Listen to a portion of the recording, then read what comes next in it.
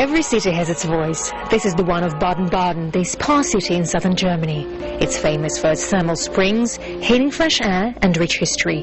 Also, it's probably one of the most Russian cities in the country. It started in the 18th century when the Russian Tsar Alexander I married a young princess from Baden Baden. The new Tsarina was homesick and often visited her native town. She paved the way for the Russian aristocracy, who discovered a new place to take their leisure. Later, many Russian writers lived in Baden Baden, praising it in their works. They are fondly remembered here, but there's not a single museum devoted to any of them. Our goal is to create a Russian cultural center in our town. As you know, Turgenev and Dostoevsky lived here. However, we have no museums for them. It's a bit hard to draw German and Russian people together, but they have so much to share. Culture and art have to be the main connecting link between them.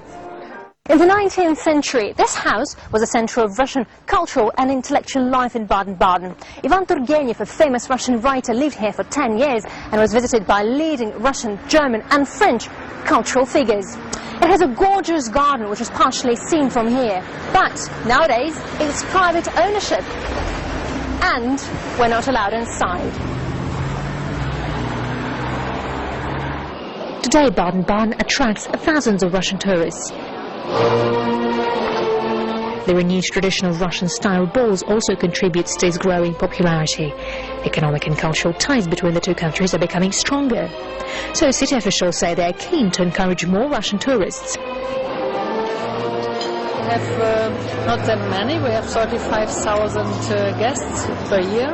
We do have direct flights from Moscow to Baden-Baden, and many people speak Russia in the shops and in the hotels. We have mostly families, and the families stay very quietly in our hotels, and they are very welcome in Baden-Baden. Officially, there are no Russian nationals permanently living in Germany. Those who are known here as Russians are actually ethnic Germans or Jews. They emigrated from the former Soviet republics or modern Russia, and there are around 3 million of them. One of the main obstacles for these people to integrate and find a job is the German language. Many feel overlooked and even alien here. Older people find it the hardest. For the younger generation, it's easier. Alla, a shop assistant in one of the town's designer boutiques, came to Baden-Baden 15 years ago. She says she feels very comfortable here. The local Jewish community helped her and her husband settle, find German friends and a job. With all that came ultimately perfect German. Those who don't find a job simply don't want to work, because there's always something on offer. I don't understand those who always complain about life here. German Andreev has a different story. He used to be close to a circle of dissidents in the Soviet Union 30 years ago. He was forced to leave in the 70s. For 25 years, he taught history of Russia in several German universities, remaining an active participant of Germany's public and political life. Nowadays, his children and grandchildren are in Russia. He publishes books there and is able to visit the country anytime he wants.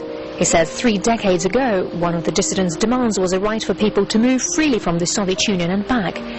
And he sees now more freedom in Russia. If I was 60 years younger, I would consider Putin's offer to return to Russia, even though I think some processes taking place there are dangerous. But it's still much better now than it was in Soviet times.